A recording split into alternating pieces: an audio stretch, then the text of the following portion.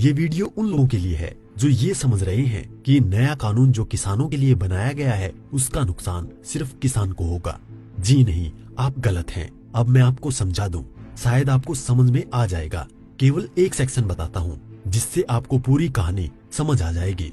जो contract farming है, उस कॉन्ट्रैक्ट फार्मिंग की धारा 3, उसमें जो एग्रीमेंट होगा किसान और व्यापारी के बीच में, मैं उसके बारे में बताता हूँ। आप समझ जाएंगे, उसके बाद कुछ बताने की जरूरत नहीं पड़ेगी। उस धारा 3 में लिखा है कि किसान और व्यापारी के बीच में एग्रीमेंट होगा। उसमें ये लिखा जाएगा, नंबर 1, किसान को अपनी जमीन पर कौन सी फसल उगानी होगी। नंबर 2, उस फसल का ग्रेड क्या होगा, स्टैंडर्ड क्या होगा और उसकी क्वालिटी क्या होगी। नंबर 3, उस फसल को उगाने के लिए जो बीज होगा, जो खाद होगा, जो कीटनाशक होंगे, जो मशीनरी होगी, जो तकनीक होगी, उसे वो व्यापारी जिसके साथ समझौता हो रहा है वो देगा। उसके बाद उसी एग्रीमेंट पर लिखा जाएगा उसकी कीमत क्या होगी। जो फसल उगाएगा, जब फसल पक के तैयार हो जाएगी तो किस कीमत पर व्यापारी खरीदेगा, ये भी लिखा जाएगा। साथ में ये भी लिखा जाएगा कि इस फसल की कितनी बार चेकिंग होगी। तो बोते समय जब फसल बढ़ रही होगी उस समय, और जब फसल कट के व्यापारी खरीदेगा उस समय, 3 समय उसकी चेकिंग होगी। अब मैं आपको समझाता हूँ एक बहुत मोटे से उदाहरण से। समझो, ये मानिए कि इस कानून के हिसाब से पूरे देश की जमीन, पूरे देश के जो किसानों के पास जमीन है, उसका जो व्यापारी है उनसे एग्रीमेंट हो गया। व्यापारियों से एग्रीमेंट होने के बाद सारी जो फसल है वो कहाँ जाएगी, व्यापारी के घर में। इसका मतलब ये हुआ कि सरकार के पास खरीदने के लिए एक दाना नहीं बचेगा। सारी की सारी फसल व्यापारी खरीद के ले जाएगा। और व्यापारी कितनी फसल खरीद सकता है, पहले उस पर प्रतिबंधता थी। अब आवश्यक पशु अधिनियम से वो बैरिकेड हटा दिए गए हैं। यानी कि जो एक लगा रखा था बैरियर कि इससे ज्यादा नहीं खरीद सकते, लिमिट लगा रखी थी, लिमिट को खत्म कर दी। इसका मतलब व्यापारी जितनी चाहे फसल खरीद के अपने गोदाम में रख सकता है। अब मानिए कि पूरी फसल किसान से व्यापारी के घर चली गई, तो आप थोड़ा सा पीछे आइए। 2013 में इस सरकार ने संसद में कानून बनाया था इस देश के गरीब लोगों के लिए, 82 करोड़ गरीब लोगों के लिए। नेशनल फूड सिक्योरिटी एक्ट यानी राष्ट्रीय खाद्य सुरक्षा कानून के तहत 82 करोड़ लोगों को 3 रुपए किलो चावल, 2 रुपए किलो गेहूं और 1 रुपए किलो मोटा अनाज देना था। अब मैं आपसे सवाल पूछता हूँ, अब समझिए, आप सब कुछ जब सारा अनाज व्यापारियों के पास चला गया, सरकार के पास कुछ नहीं है, तो सरकार इन 82 करोड़ लोगों को कहां से अनाज दिलाएगी, पहले तो ये बताएं। इसका मतलब जो 82 करोड़ गरीब सरकार की मदद पर निर्भर था वो खत्म हो गया। मतलब आप कह रहे हैं कि किसानों के खिलाफ बिल है, किसानों की भलाई की बात कर रहे हैं, किसानों के खिलाफ लोग समझ रहे हैं। नहीं, ये पूरे देश के खिलाफ है। इससे 82 करोड़ गरीब खत्म। देश में 5 लाख जो राशन की दुकानें हैं वो भी खत्म। 5 लाख राशन की दुकानों में कुछ रोजगार भी मिलता होगा, वो भी खत्म। अब इसके बाद आप आ जाइए कि जब किसान को सारी चीजें, जो खाद भी है, बीज भी है, कीटनाशक भी है, मशीनें भी हैं, तकनीक भी है, वो व्यापारी जिससे समझौता हुआ है वो ही देगा। तो जो व्यापारी ये काम करते हैं, कोई खाद बेचता है, कोई बीज बेचता है, कोई मशीन बेचता है, तो कोई कीटनाशक बेचता है, वो व्यापारी भी खत्म।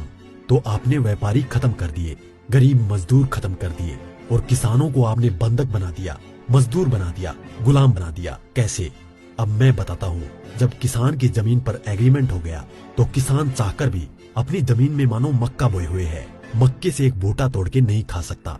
आज की तारीख में तो खेत में जाओ और एक नहीं 10, 20, 50 जितने बूटे तोड़ के खाने हैं खाओ, खूब सेक के, रिश्तेदारों को भी ले जाओ।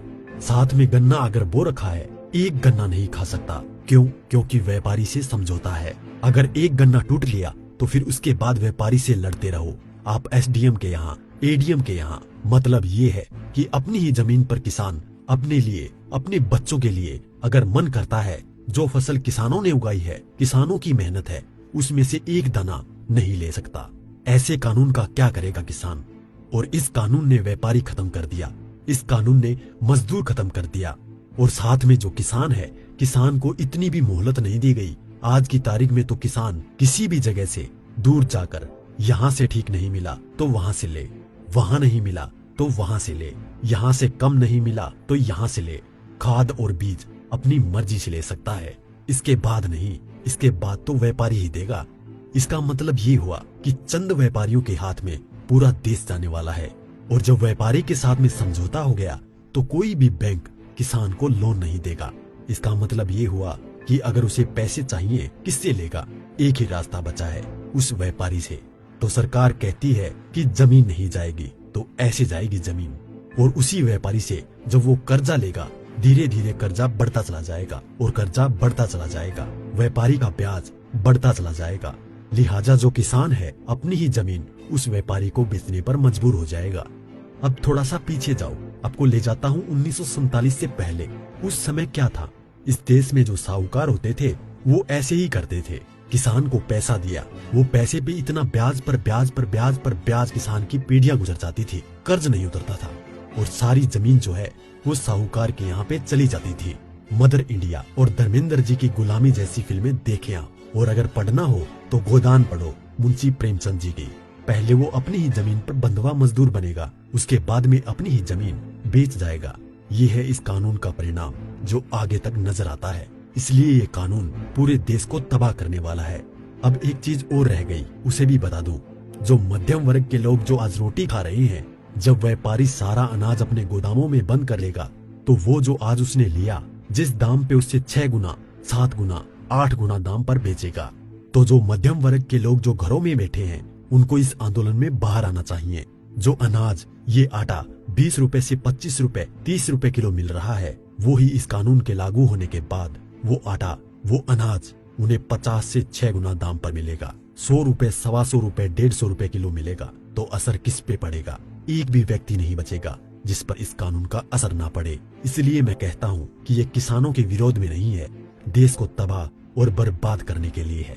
इतना सब कुछ पता होने के बाद भी अगर आप किसानों का साथ नहीं देते हैं तो आगे आपकी मर्जी।